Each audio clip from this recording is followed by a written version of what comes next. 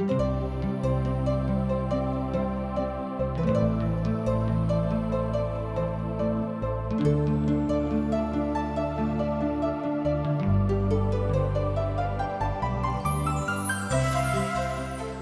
कहै छथि कि पापक मजूरी तऽ मृत्यु अछि, मुदा परमेश्वर के वचन हमरा प्रभु यीशु मसीह में अनंत जीवन अछि। हम सब एहन काज करै छी जे परमेश्वर के अप्रसन्न करै छी, जे हमरा के सजा दिलाबऽ के पात्र बनाबै छै। मुदा बाइबल अनंत जीवन के दिस एकटा स्पष्ट मार्ग के प्रस्तुत करै छथिन। TWR के प्रस्तुति आशक इजोत यह अनंत जीवन के खोजो में चलो वाला एकटा कार्यक्रम अछि। कृपया क देखू, सुनू, जाहिसँ परमेश्वर अहाँ के जीवन के मार्गदर्शक बनल रहे। आशा के इजोत मैथिली कार्यक्रम में हम एक बेर और अहाँक अभिनंदन प्रभु यीशु मसीह के मीठ आ पवित्र नाम से कह रहल छी। हमरा सब पुनः यशाया के पोथी के अध्ययन करबाक लेल उपस्थित छी। आजुक दिन हमरा सब 21 अध्याय के अध्ययन करब। हमरा लोकनि जेना जानै छी कि यशाया अपन पोथी में 11 प्रकार के बोझा के विषय में बतौने छथि, बा एना बाजियो कि बताबे छथि, बड़ न्याय के विषय में ओ बतौने छथि। हमरा सब 7 प्रकारक बोझा के विषय में सीखलहुँ हैं, अर्थात एहि विषय में देखलहुँ हैं जे बेबीलोनो के, एदोमो के, असरिया के विषय में बताओल गेल छलिक। आ ई सब बोझा बा बड़ भयानक चिन्ह छल। एक बेर आर ध्यान दियौक, ई सबटा बोझा एकटा बड़ भयानक चिन्ह छल। आ ई दुपहरिया में ओहि बातक बतावल गेल अछि। परमेश्वर मनुष्य जाति के बता रहल छथि कि अहाँ गलती नहीं करियोक, जेना परमेश्वर कहैत छथि वही रीति सँ अहाँ अपन जिंदगी के आगाँ लऽ चलियोक। ओ एहि बातक नीक बताबैत छथि जाहि बातक पवित्र पोथी में, पवित्र वचन में नीक बतावल गेल अछि। अर्थात यशाया परमेश्वरक महिमा के गुणानुवाद कऽ रहल छथि, हुनक गुणक बखान कऽ रहल छथि, हुनक महिमा के विषय में गप बता रहल छथिन। अभिव्यक्ति यह थिक कि मनुष्य जाति के परमेश्वरक सन्निहित में रहबाक अछि, हुनक सानिध्य में रहबाक अछि, हुनक नजदीकी में रहबाक अछि। यशाया के पोथी 21 अध्याय एहि दिस लऽ जाइत अछि कि मनुष्य जाति के ऊपर परमेश्वरक कोमलता, परमेश्वरक विशालता, परमेश्वरक दया प्रकट हुईक। ध्यान देव, अर्थात पवित्र पोथी बाइबलक बड़ महान आ अनछुअल अध्याय सेहो यह थिक। मुदा एहि अध्याय के बड़ एम्हर उम्हर क के लोग देखैत छथि। मुदा प्रभुक दास एहिठाम कहैत छथिन कि प्रभुक महिमा में एहि बातक हमरा सबके बहुत आँखि खोलि कऽ पढ़बाक अछि आर प्रार्थना के साथ सीखबाक अछि। परमेश्वरक कोनो बात एम्हर उम्हर करऽ वाला नहीं होइत अछि। अर्थात हमरा सबके मनुष्य जाति के, जे अहाँ भेलहुँ बा हम भेलहुँ हैं, अपन सृजनहारा के सहित घड़ी स्मरण रखबाक अछि। एहि बातक स्मरण बेर बेर यशाया अपन भविष्यवाणी में स्मरण दिया रहल छथि।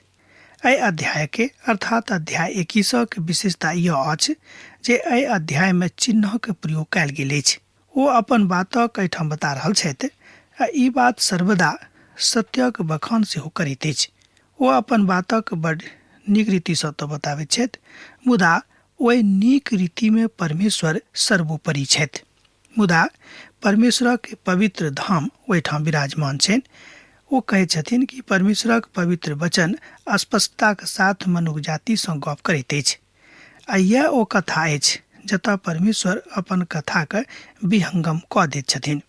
एहि अध्याय के पहिल पदक जँ अहाँ देखबै तऽ पाएब, कियाक तऽ पवित्र पोथी में बहुत ठाम चिन्ह और अवतरण के विषय में बतावल गेल अछि। समुद्रक लगक जंगल विषय में बड़ भारी वचन, जेना कि दक्षिणी प्रचंड बवंडर चलि आबैत अछि। ओ जंगल सँ अर्थात डरावा वाला देश सँ नजदीकी में आबि रहल अछि। एहि बातक अहाँ 21 अध्याय के 1 पद में देख सकलहुँ हैं। हमरा संगे एक बेर देखियौ, समुद्रक लगक जंगल विषय में बड़ भारी वचन, जेना दक्षिणी प्रचंड बवंडर चलि आबैत अछि। ओ जंगल सँ अर्थात डरावना देश सँ नजदीक आबि रहल अछि। समुद्र के मरुभूमि ई बड़ विचित्र अभिव्यक्ति अछि। ध्यान देवे, समुद्र के मरुभूमि ई एकटा बड़ विचित्र अभिव्यक्ति अछि। एहि तरह के अभिव्यक्ति बहुत कम ठाम, बहुत कम सामान्य साहित्य में सेहो देखल गेल अछि। ई त पानि के अंदर पानी के अकालक विषय में बता रहल छथि। ध्यान दियौ, जेना कि हमरा सब गांव पर कहै छी कि नदी में रह क प्यासल रहनाइ, एही तरह के कथा एठाम यशायाह बाजि रहल छथि कि समुद्र के अंदर में रह क पानि के अकाल। एठाम भूखल बर्फ के विषय में बतावल गेल अछि। आगां एक बेर आर सुनियो, एठाम सूखल आ भूखल बर्फ के विषय में बतावल गेल अछि। उचित रहत बजनाइ सूखल बर्फ। अब देखियो कोना के ई विचित्र बात अछि। बर्फ कोना के सूखल भ सकै छै? बर्फ त ठंडा रहैत अछि। जँ बर्फ के अहाँ गरम अवस्था में आनबे तो पिघल जाए तो पानि में परिणत भ जायत। ई अभिव्यक्ति सेहो बड्ड एम्हर उम्हर ल जाबय वाला अछि। बेबीलोन खसि पड़ल अछि और वही कथा में एठाम एहि बातक ओहि संदर्भ में देखल जा सकै छै। प्रकाशनक पोथी में अर्थात पवित्र पोथी बाइबलक सबसँ आखिरी पोथी में आ तकर 17 अध्याय में बेबीलोनक के विषय में बताओल गेल अछि। समुद्रक मरुभूमि एकटा कहावत अछि। ध्यान दियौ, समुद्र के मरुभूमि एकटा कहावत अछि, एकटा कहबी अछि। शाब्दिक अर्थ में बेबीलोन नगर मरुभूमि छलिक। एहि तरह हमरा लोकनि देखै छी कि यह विषय में हमरा लोकनि अपन जिंदगी के ताकियौ कि हमरो सभक जिंदगी सब किछ अछैत मरुभूमि जकाँ भ सकै छै जँ परमेश्वर के प्रेम हमरा सभक जिंदगी में नहीं रहत। यह बात एठाम प्रभु के महान दास यशायाह बाजऽ जा रहल छथि। जरमाया बेबीलोनक के विषय में बड़ नीक कथा बाजि रहल छथिन। ओ नदी के कछार पर छलिक। जरमाया 51 अध्याय तहकर 13 पद ओ अपन बातों के बताबैत छथि, स्पष्ट कऽ रहल छथि जे कथा के बड़ विहंगमता के साथ बाजि कऽ ओहि बातक स्पष्टता के साथ बुझबा के जरूरत थिक। एहिठाम हमरा लोकनि देखै छी कि राति सँ लऽ कऽ भिनसर धरि लोग आराम करैत छथि आ भिनसर होइते लोग काज करनाइ आरंभ कऽ दैत छथि कि हम अपन जिंदगी में आगाँ जायब, मुदा होइत किछो हुनका सँ नहीं छनि। कारण की अछि कि जाबे धरि प्रभु के कृपा अहाँ के ऊपर नहीं हैत, जाबे धरि यीशु मसीह की कृपा अहाँ के जिंदगी पर नहीं हैत, अहाँ आगाँ नहीं जा सकलू हैं। यशायाह के पोथी 21 अध्याय तकर 2 पद एही बातक के विषय में कहैत छथि। कष्टक कथा के हमरा दर्शन देखावल गेल अछि। विश्वासघाती विश्वासघात करैत छथि आ नाशक नाश करैत छथि। हे एलाम चढ़ाई करू, हे मादे घेर लियो, ओकर सबटा कहरना के हम बंद कऽ देबिक। परमेश्वर 2 मौन राखऽ वाला राष्ट्रक आज्ञा दऽ रहल छथि। एहिठाम देखियो 2 मौन राखऽ वाला राष्ट्रक ऊपर प्रभु के आज्ञा छनि।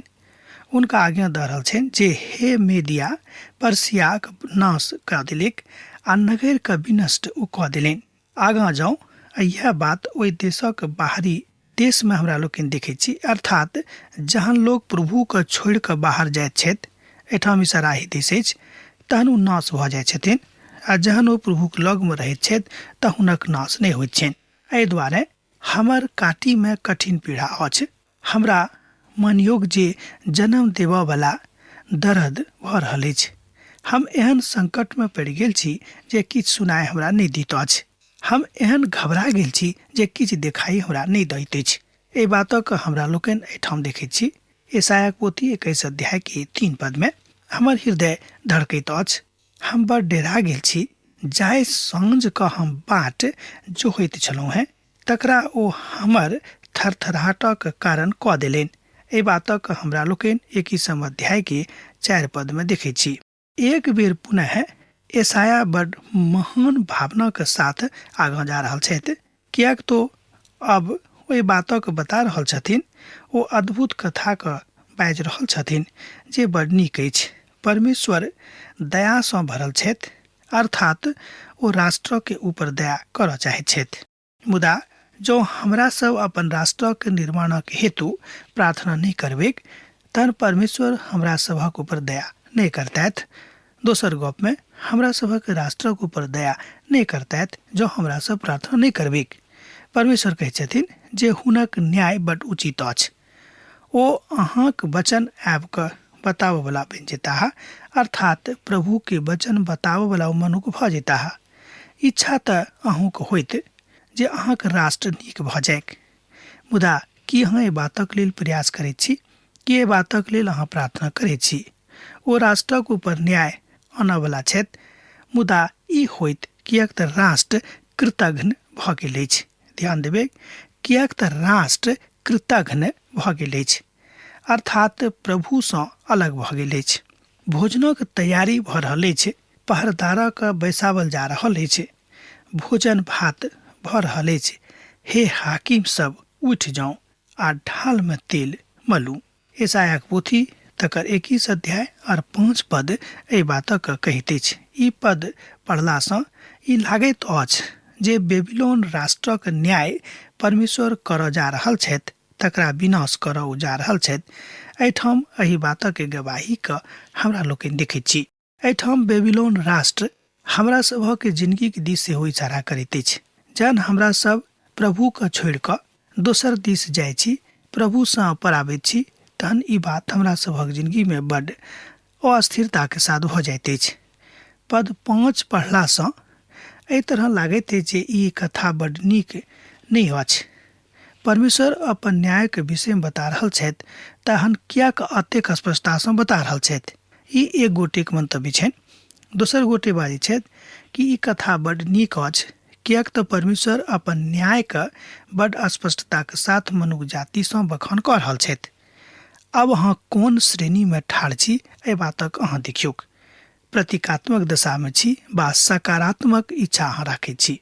किएक तऽ नगरक द्वार प्रभु खोलताह, नगरक प्रभु बसौताह आ देश के प्रभु समृद्ध कऽ देताह। जँ हाँ एहि तरहक बात अपन जिंदगी में कऽ रहलहुँ हैं। जरमाया के पोथी तकर 51 अध्याय आ तकर 31 पद से लऽ कऽ 33 पद में एही बातक भविष्यवाणी के बतावल गेल अछि। और ओ सिंहक शब्द सँ शोर पाड़लखिन, हे प्रभु, हम दिन भरि ठाढ़ भऽ कऽ पहरा दैत रहलहुँ हैं आ हम भरि रात पहरे दैत रहलहुँ हैं। एहि बातक हमरा लोकनि एहिठाम देख रहलहुँ हैं। यशायाक पोथी तकर 21 अध्याय के 8 पद में। पद 9 एना कहैत अछि, आर की देखैत छी जे मनुखक दल और दू हजारक सवार चलैत आबि रहल अछि, आ ओ बाजि रहल अछि, उठलाहा, ओ खसि पड़ल, बेबीलोन खसि पड़ल, और हुनक देवताक समस्त खोदल आकारक भूमि पर चकनाचूर कऽ देवल गेलनि अछि। एहि बातक हमरा लोकनि पद 9 में देखैत छी। एहि बातक सुनि कऽ तमसायब नहि। देखियौ, एहि बातक हमरा लोकनि प्रभुक वचनक अनुसार एना बुझबेक। प्रभुक वचनक अनुसार ई थिक कि मनुख अपना मोन सँ, अपना हिसाब सँ देवता के गढ़ैत छथि कि हाँ ई हमर मनोक देवता छथि, यह उचित देवता भेलखिन। आ एही तरहक देवता के ओ गढ़ैत छथिन अपन कल्पना से। आब अहाँ बुझि सकलहुँ हैं कि मनुखक कल्पना कहियो परमेश्वरक रूप धारण नहि कऽ सकैत छै। पढ़ुआ बता रहल छथि जे ओ पहरा दैत काल में राति में नगरक खसैत देख रहल छलाह। एहिठाम ओ मनुखक रथक देखा रहल छथिन, हुनक अवस्था के बता रहल छथिन। जँ अहाँ सावधान नहीं रहब तऽ अहाँक नगर ढहि जायत, अहाँक जिंदगी बर्बाद भऽ जायत। दोनों गप यह थिक, किएक तऽ बेबीलोनक नष्ट भेनाइ यह कारण छलनि, अर्थात बेबीलोन राष्ट्रक नष्ट भेनाइ के कारण यह छल कि ओ राष्ट्र प्रभु सँ फरक भऽ गेल रहैत, प्रभु सँ अलग भऽ गेल रहैत, ओ प्रभुक आज्ञा के माननाइ छोड़ि देने रहैत। जानि बुझि कऽ, ई नहि कि बिसरा कऽ, जानि बुझि कऽ ओ माननाइ छोड़ि देने रहथिन। आ कालांतर में हमरा लोकनि देखैत छी एगो खसि पड़लाह।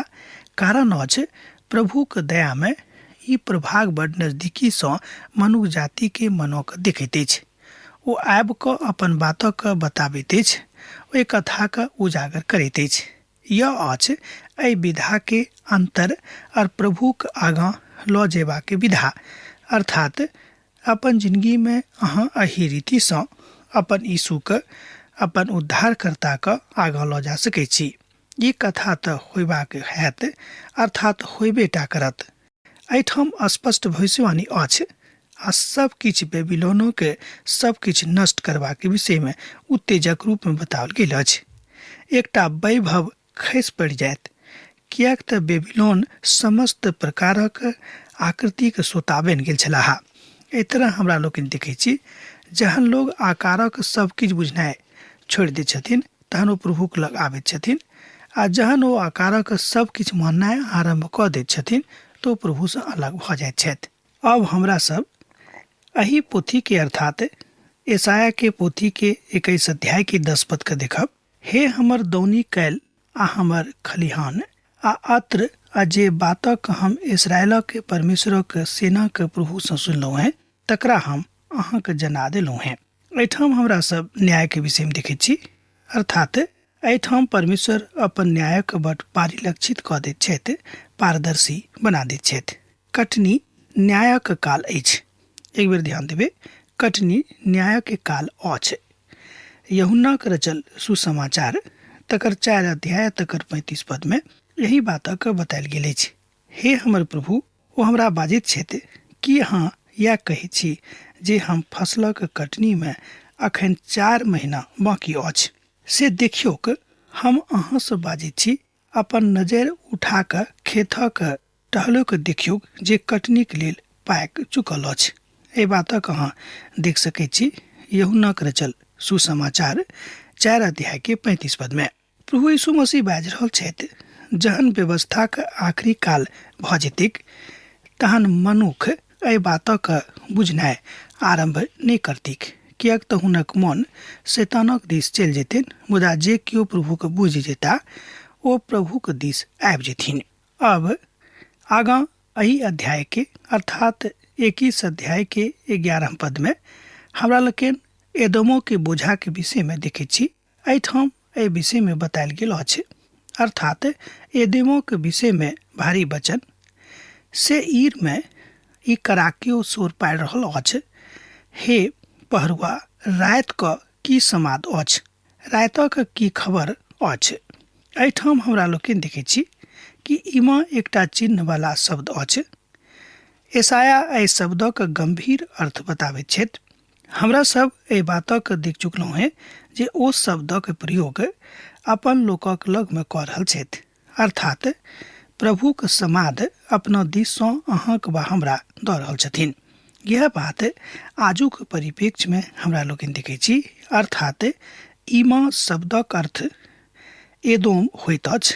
अहाँ शांत भऽ जाउ।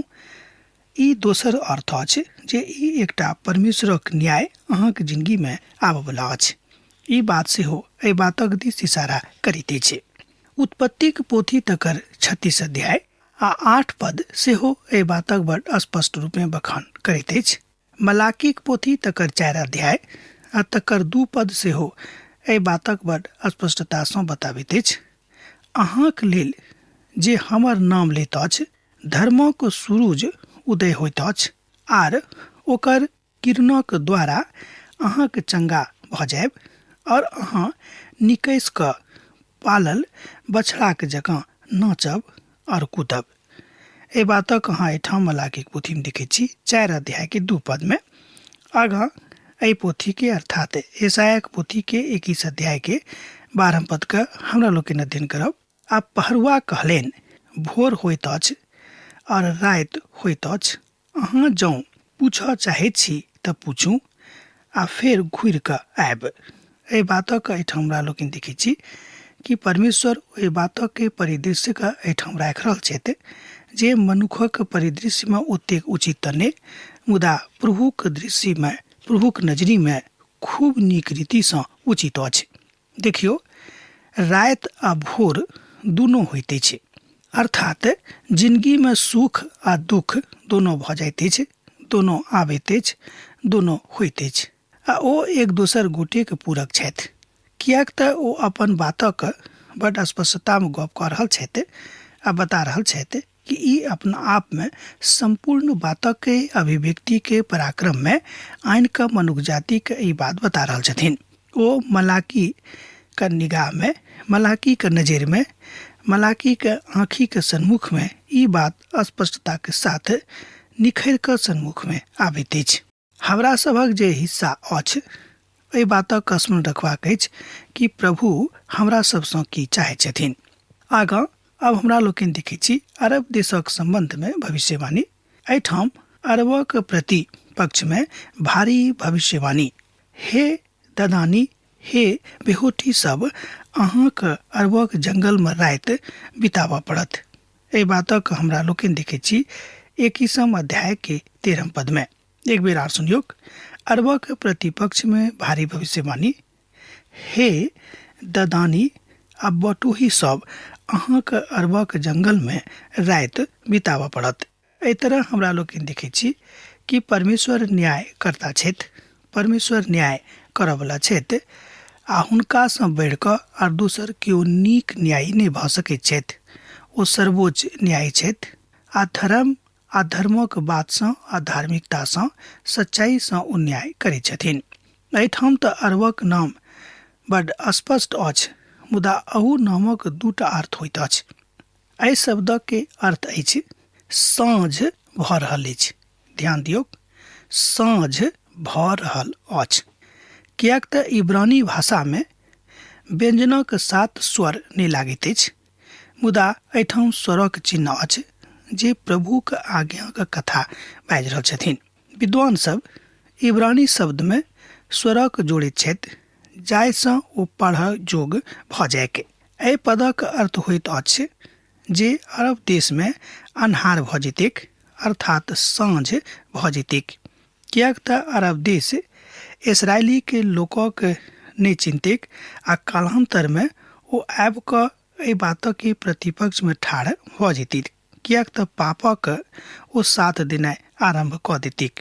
एहिठाम हमरा लोकनि देखै छी कि जे देश आ जे काल प्रभुसँ अलग भऽ जा रहल अछि, जे लोक प्रभुसँ फरक भऽ जाइत अछि, हुनका जिंदगी में दुख वा तकलीफ आबि जेतनि, ओ प्रभुसँ फरक भऽ जेताह।